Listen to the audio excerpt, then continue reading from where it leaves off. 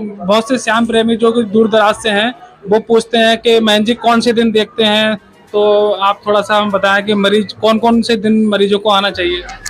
बुध का दिन छोड़ के सभी दिन हम बैठते हैं यहाँ पर हम, और सभी दिन मरीजों को देखते हैं, सुबह से लेकर शाम तक देखते हैं। इमरजेंसी में कोई अगर पेशेंट आता है तो रात में भी देखते हैं, चाहे 12 बज रहे हो, चाहे 2 बज रहे हो, 3 बज रहे हो, कितना भी।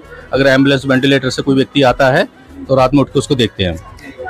बहुत से रेयर कंडीशन में मैन जी ऐसा होता है एकादशी को बुधवार पड़ जाता है, जैसे कि अभी जो एकादशी निकल के गई है इस दिन बुधवार था, तो उस दिन आप देखते हैं। हाँ, अगर कोई भी इस तरीके का त्योहार अगर पड़ता है बुध के दिन, तो उस दिन जो होता है, जो छुट्टी होती है वो कैंसिल हो जाती है, और उस दिन फिर भक्तों से मिलते हैं और पूरी सेवा देते हैं। कितनी शिफ्ट आप देखते हैं? दिन में हम शिफ्ट देखते हैं 4 शिफ्ट में बैठते हैं हम, और टाइम का कोई पता नहीं होता है कि जितनी लंबी लाइन होती है सबको देख के ही हटते हैं, फिर चाहे 3 घंटे लग जाए चाहे 5 घंटे लग जाए, बैठे ही रहते हैं। सुबह आप तो जो ठंड का समय है 9 बजे से बैठते हैं अब, और 9 बजे से फिर 11 बज जाए, 12 बज जाए। अभी देखो क्या टाइम हो रहा है, आप देख रहे हो 8:30 पे बैठ गए थे, आज कितना 1 बजने वाला है। अब कितना समय हो गया सोचो आप। बैठते हैं और बाबा ने हमें जो ड्यूटी दी वो निभा रहे हैं हम। मतलब 8:30 से दोपहर में, और दोपहर में बैठेंगे अभी, फिर हम हो सकता है 2 बजे दोबारा बैठ जाएं एक बार, क्योंकि आज वहाँ जाना, गंगा आरती है, तो उसके हिसाब से हो सकता है 3 बजे हम निकल जाएं आज। वैसे हम 2 बजे दोबारा बैठ जाएंगे। शाम को भी हम बैठते हैं, आरती के तुरंत बाद बैठ जाते हैं। आरती 5 बजे होती है, लगभग 6 बजे हम बैठ जाते हैं। 6 बजे बैठ जाए, 6 बजे से 10 बज जाए, 11 बज जाए, कोई पता नहीं है, कोई पता नहीं, भक्तों के ऊपर है। यहाँ पर मैं भी वैसे जो लोग बैठने का हमारा समय है, उठने का कोई समय नहीं है। उठने का समय भक्तों के ऊपर है, कितनी लंबी लाइन लगी हुई है, सबको देख के आते हैं, किसी को निराश नहीं करते हैं। मैं जी बहुत से श्याम प्रेमी ऐसे हैं जो हमसे मतलब कमेंट करते हैं कि जिस दिन महंत जी नहीं हुआ करें तो उस दिन आप हमें बता दिया करो। तो लेकिन सूचना से क्या होता है, लोग भ्रमित हो जाते हैं। हम ज्यादा कहीं नहीं जाते हैं, 1-2 दिन के लिए कहीं जाते हैं, तो उसमें आप आइए, धाम पर आइए, 1-2 दिन रुकने की सारी व्यवस्थाएं हैं, दूसरे दिन आ जाएंगे। अगर हम सूचना डालते हैं तो उसमें पता लगता है कि लोग भ्रमित रहते हैं कि महंत जी अभी आए हैं या नहीं आए हैं, तो इस वजह से संख्या थोड़ी कम हो जाती है और लोग नहीं आ पाते हैं। कुछ लोग ऐसे होते हैं जिनका ट्रेन का टिकट है, कैंसिल कराना पड़ता है उनको, या एरोप्लेन का टिकट है तो वो कैंसिल कराना पड़ता है। तो हम इसलिए सूचना डालना हमें उचित नहीं लगता है कि कोई व्यक्ति अगर धाम पर आ रहा है तो उसे आना चाहिए, और उससे आज नहीं मिलेंगे तो कल तो मिलेंगे ही मिलेंगे। जो लोग यहाँ सहयोग को जाते हैं, कैंसर का पीड़ित हो या किसी बीमारी से हो, तो उसके लिए कोई शुल्क का प्रावधान रखा है? नहीं, किसी तरीके का कोई शुल्क नहीं है। एक व्यक्ति भी, सिंगल व्यक्ति भी ये नहीं बता सकता कि महंत जी ने कभी किसी से 1 रुपया की भी डिमांड करी है, क्योंकि हमारा मानना है कि अगर जो कृपा हो गई, किसी का हमने कैंसर ठीक कर दिया, वो हमें क्या दे पाएगा और क्या देगा वो। और कृपा है अनमोल, उसका रेट है ही नहीं, तो उसका हम रेट कैसे लगा देंगे, और हम कौन होते हैं रेट लगाने वाले। बाबा की कृपा है, हमारे हाथों से हो रही है, हमारे माध्यम से हो रही है, ठीक है, तो उसका कोई रेट नहीं है, किसी तरीके का रेट नहीं है।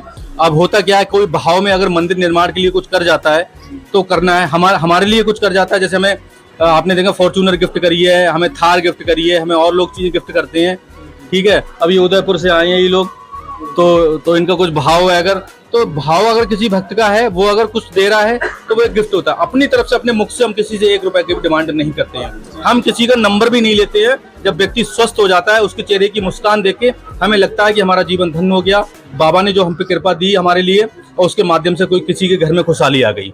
बस यही हमारे जीवन का उद्देश्य और कोई उद्देश्य नहीं है।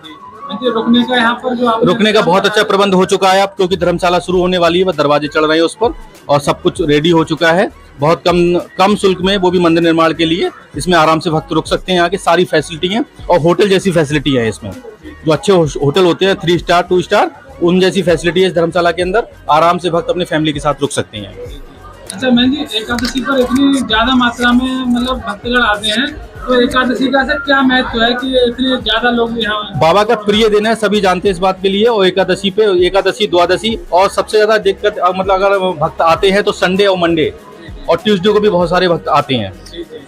तो बाबा के चमत्कार भी एकादशी वाले दिन ज्यादा होते हैं? ऐसा कुछ नहीं है, चमत्कार बाबा के कभी भी हो जाते हैं। कल तो लाइन लगा के चमत्कार हुए थे, ठीक है। और ऐसे ऐसे चमत्कार होते हैं जो हमें भी, अब कल एक व्यक्ति आया था जो जन्म से कंपन करता था, लगभग 23-24 साल का लड़का था, वो केवल उसे टच करा ठीक हो गया। तो ये बाबा की कृपा है, इन हाथों में कुछ ऐसा दिया है कि टच कर देते लोग ठीक हो जाते हैं।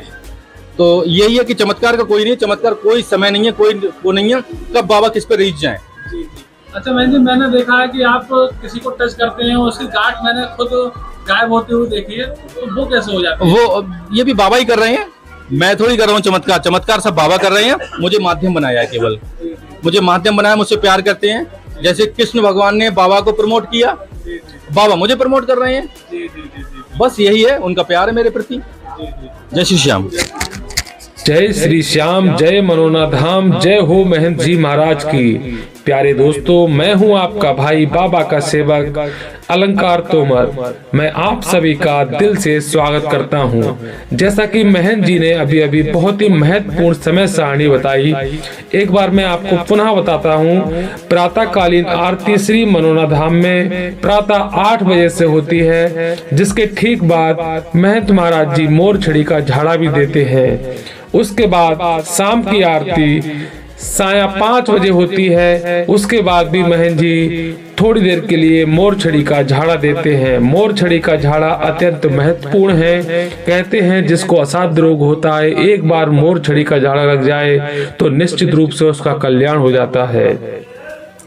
और जो मरीज आते हैं श्री मनोना धाम में दुनिया से हार कर, जहाँ डॉक्टर मना कर देते हैं, वहाँ महंत महाराज जी बिल्कुल निःशुल्क इलाज करते हैं। किसी प्रकार की कोई फीस, कोई शुल्क नहीं है। महंत महाराज जी 3 शिफ्टों में या अधिकतम 4 शिफ्टों में बैठते हैं। कम से कम 3 या अधिकतम 4 हो सकती हैं। प्रथम शिफ्ट प्रातःकालीन आरती के बाद 9 बजे से 11 बजे तक चलती है और द्वितीय शिफ्ट दोपहर में 1 बजे से 2 बजे तक चलती है। और सायंकालीन जो शिफ्ट होती है तृतीय शिफ्ट, वो शाम की आरती 5 बजे के बाद 6 से 8 बजे तक महंत महाराज जी मरीजों को देखते हैं। तो इस प्रकार से 3 शिफ्टों में अधिकतम 4 शिफ्टों में महंत महाराज जी देखते हैं। और प्रातःकालीन जो दर्शन प्रारंभ हो जाते हैं वो सुबह 7 बजे से हो जाते हैं और रात 9 बजे तक चलते हैं। और महंत महाराज जी का ये कोई अपना सिस्टम नहीं है कि इतने बजे तक ये शिफ्ट है तो इतने बजे तक ही हमें देखना है।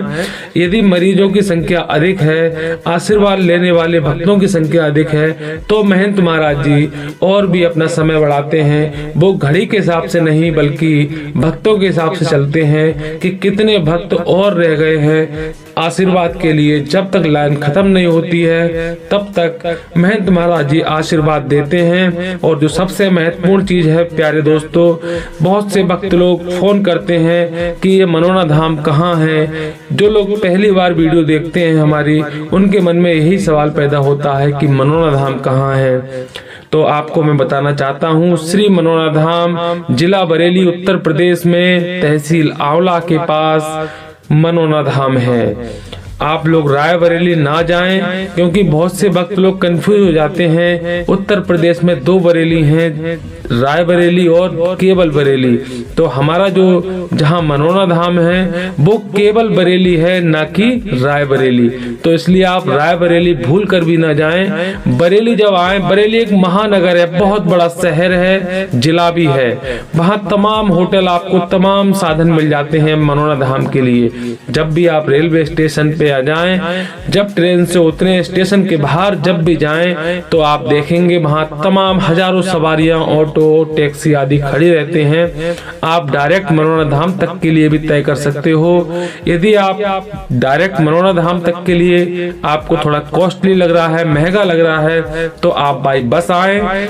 आपको पहले तहसील आंवला आना है, जो कि बरेली से लगभग 40 किलोमीटर दूर है। और जब आप तहसील आंवला आ जाएंगे तो मात्र 3-4 किलोमीटर की दूरी पर श्री मनोना धाम है। आप ऑटो के द्वारा आराम से पहुंच सकते हो श्री मनोना धाम। इस प्रकार से हमने आपको पूरा रास्ता बताया। और यदि आप बाई पोस्ट अपनी अर्जी भिजवाना चाहते हैं, यदि आप आसानी से नहीं आ पा रहे हैं, बाबा श्री श्याम से अरदास लगाना चाह रहे हैं, तो उसका पता भी आप लोग नोट कर लीजिए। सबसे पहले हम महाराज जी का नाम डालेंगे, श्रीमान ओमेंद्र महाराज जी, महंत जी, श्री खाटू श्याम जी मंदिर मनोना धाम। उसके नीचे हम डालेंगे ग्राम बा पोस्ट मनोना, तहसील आंवला, जिला बरेली, उत्तर प्रदेश, भारत। और नीचे हम डाल देंगे यहाँ का पिन कोड नंबर 243301243301। ये यहाँ का पिन कोड नंबर है। और नीचे महंत जी का मोबाइल नंबर जरूर डालें आप लोग, महंत जी का मोबाइल नंबर है 9997751200। फिर से सुन लीजिए 9997751200। इस प्रकार से आपकी पूरा अर्जी आप तक यहाँ पहुँचेगी, बाबा की कृपा आपको मिलेगी, बाबा का आशीर्वाद मिलेगा। और आप लोग एक बार मनोना धाम जरूर आए। बाबा श्री श्याम के यहाँ अद्भुत चमत्कार होते हैं, बाबा की कृपा मिलती है और बाबा के लाइव चमत्कार श्री मनोना धाम में होते हैं। आपने पूरी वीडियो हमारी बहुत धैर्य पूर्वक देखी, उसके लिए हम दिल से शुक्रिया करते हैं। और जिन जिन भाइयों ने अभी तक हमारा चैनल सब्सक्राइब नहीं किया है, बाबा की कृपा निश्चित रूप से आपको मिलेगी, बाबा का प्यार मिलेगा। बाबा के चमत्कारों की वीडियो जरूर देखा करें, ताकि बाबा का जो शक्ति है, बाबा की कृपा है, वो आप लोग महसूस कर सकें कि बाबा कलयुग की अवतार हैं, हारे का सहारा है, वो किस प्रकार से भक्तों को सहारा देते हैं। वीडियो को लाइक, कमेंट, शेयर जरूर करें। कमेंट में जय श्री श्याम लिखें और चैनल को जरूर सब्सक्राइब करें। बहुत बहुत धन्यवाद आप सभी का। जय श्री श्याम, जय मनोना धाम, जय हो महंत जी महाराज की।